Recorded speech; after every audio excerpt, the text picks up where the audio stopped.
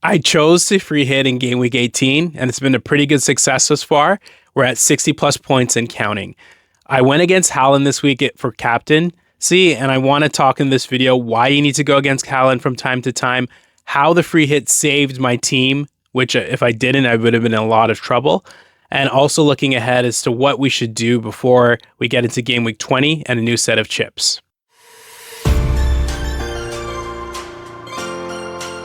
For 99% of the top 100K managers in the world have Haaland in their teams. 182%, whereas his effective ownership for this game week, effective ownership meaning having him as their captain, triple captain, or vice captain. That's big. Those are big numbers. And ultimately, I went against them because I trusted in the fixtures. I always thought this 2-game stretch for City, away to Forest, away to Sunderland, was one to target to not go Haaland captain. And I was rewarded, and it helped my rank by over 2,000 places roughly. And, obviously Haaland can haul in every game, and there's a big fear to not captain him. But the reverse is the same, right? Like if you go against him like I did, you can really jump rank, right? Ekitike was my captain. He got the assist. Yes, it wasn't all that much, but a lot more than Haaland. And that ultimately helped me jump all these places. So you need to look at the fixtures. You need to plan strategically because, of course, you could Haaland captain him every week, but you really want to jump rank. If you really want to win your mini league, you need to take risks from time to time. And it's just one of those things in FPL. Like, it was the early game as well. So that also gave me a little bit more impetus to try and go against Haaland because, the early game, first game of the game week, well, it was the second game, but the first game of the Saturday game, it's just a good opportunity as well, I thought. And, picking it strategically, it worked out for me. It may not always all the time, but if you really want to rise rank, you have to take these chances. And I really want to know if anyone else went against Haaland, and who you went with, because, if you did, you were rewarded. So that's all I have to say on going against Haaland and not captaining him this week. Now, if you're like me, sometimes with free hit, it can be a little bit of a crapshoot. I mentioned in my last video how it's one of the second powerful chip in the game. And I really do think when you get it right, it can be really beneficial. And so this week, let's go through my free hit team. We have a couple matches still left to be played and sort of tell you how it went. So in net, I have Roofs. He's currently on a 3-pointer as I'm recording this during the game that they're playing against Leeds at home. And then Frimpong. Frimpong was the big pick that I was debating. He was in my original free hit video. And then I went with him at the end. Gay I have playing later today.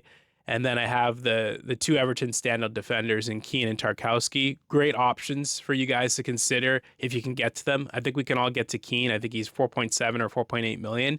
And then they had 10 points and 9 points respectively. Keane with 10 and Tarkowski with 9. They got the bonus points. You guys know how I like to play. I love getting guys with bonus points. And so they got the bonus points there. In the midfield, I took a little bit more risk. I got Verts in. I had someone on X being like, oh, I don't know if he's ever going to produce anything. He hasn't shown you anything. This is the whole point of free hit. You need to take risks. You don't want to have just the same team or else you would have just kept the team.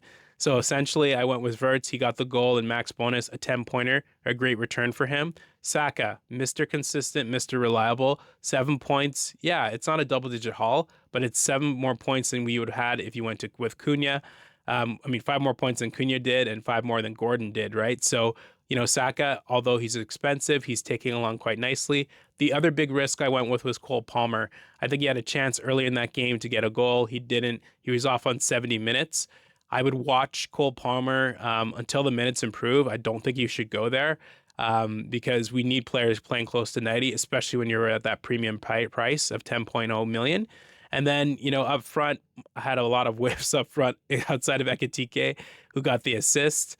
Could have had a little bit more, but not going to get greedy. He had the 5-pointer. And then Bowen and Haaland both blanked 2 points each. And we already talked about Haaland and how, you have to go against him from time to time. He didn't look like that threatening in that game. It was the early game. I know a lot of people have this view of early games and how, players do there. But essentially, that was it for him. And then the other thing I want to mention briefly is free hit and having chips and waiting to play your chips. Sometimes it works out to you and sometimes you get lucky. My original team had Ballard, who misses out on this game currently. He was out. Calafiori, who got hurt in the warm up prior to the game against Brighton, so he was out. Grealish, who I was thinking of bringing in on the free hit team, he was out of the squad. I know a lot of us had Timber, and he was out.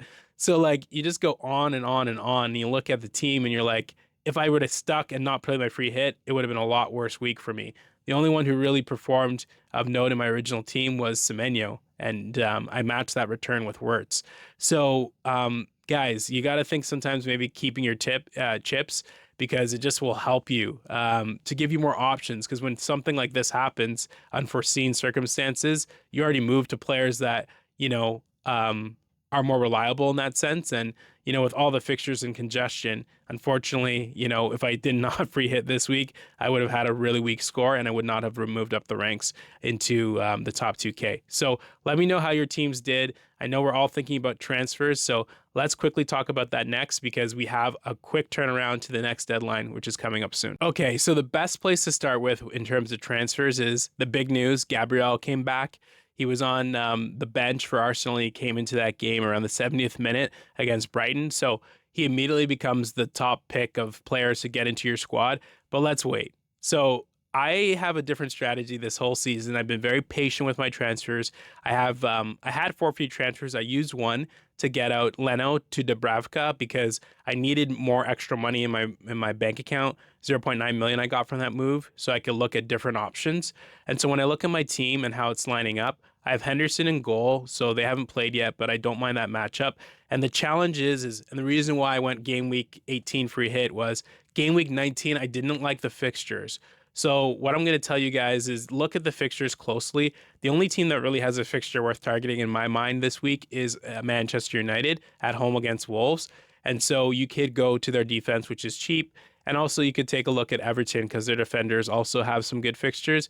But everyone else is sort of playing a tough team. And I didn't really think that, making so many moves would be worth it for me. So I want to wait. And most likely I'll do that outside the goalie transfer, like I mentioned, that I just did. So when I look at my team, I have Calafiori at home against Aston Villa. Let's hope he's fit. All my defenders have issues pretty much. Ballard, who missed this squad and is not in the squad today in today's game. I'm not sure how long he'll be out for. Collins is now looking like a great pick from a clean sheet perspective. He didn't get the clean sheet, but he almost got the clean sheet in his most recent game, but he got DEFCON, I believe. So that's he's also in the squad. Ruben Diaz. And then I have the triple up, Ruben Diaz, Foden, and Haaland. Rodgers away against Arsenal, Saka, Semenyo, and Szoboszlai, who comes back in for me against Leeds in a good fixture, although Leeds is flying right now. Dominic Calvert-Lewin, if you guys haven't seen, has scored in 6 straight games, so he's looking really good. And then Thiago up front with Haaland. So most likely what my plan is I do want Gabriel in. I'm not sure if this is the great entry point for him. I'm happy to probably roll to 4 transfers. And then in game week 20, right, we reset, we get our chips back. We can do a little bit more strategic planning and think about the moves we actually want, the team structure we want, and go from there.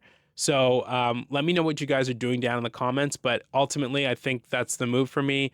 Just, hold on. Unless there's some big news and I don't have bench cover because all my defenders are hurt, I probably won't be making another move. I just want to wait and see and, sort of strategically look at, when the next fixture runs are coming. Man City has a good fixture run after the new year, so that's something to consider with a bunch of home games. But outside of that, still want to, collect my thoughts on, who else I want in my squad.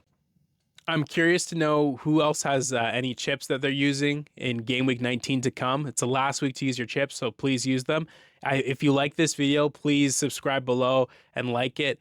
And I hope you find the other videos on this channel useful as I'm into the top 2K. And look forward to seeing you in the next video. Bye for now.